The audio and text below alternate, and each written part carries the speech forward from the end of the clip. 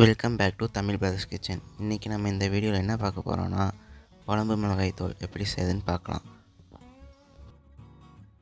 அதுக்கு ஃபஸ்ட்டு ஒரு கடாயில் 4 வரமிளகாய் போட்டுக்கலாம்.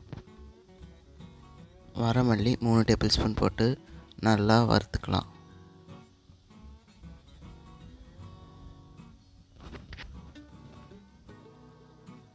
இந்த ரெண்டையும் தனியாக தான் வறுக்கணும், ஏன்னா இந்த ரெண்டும் வறுபட கொஞ்சம் லேட் ஆகும்.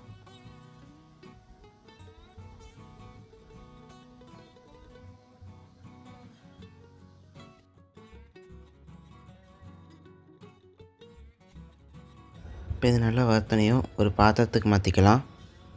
இப்போ ஒரு கடாய் எடுத்து அடுப்பில் வச்சுக்கலாம்.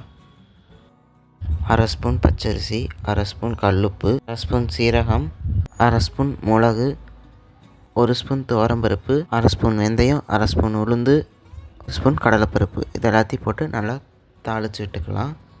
நல்லா வதக்கி விட்டுக்கலாம்.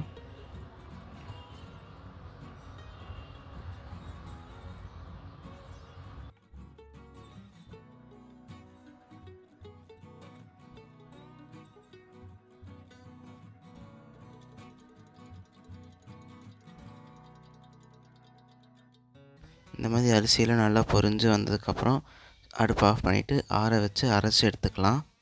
பார்த்திங்கன்னா இப்போ நம்ம அரைச்சி எடுத்து வச்சுருக்கோம்.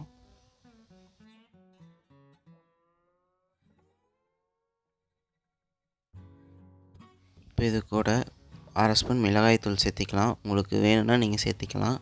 எங்களுக்கு காரமாக வேணுங்கிறனால நாங்கள் சேர்த்திருக்கோம். இதையும் நல்லா இருக்கா கலந்து விட்டுக்கலாம்.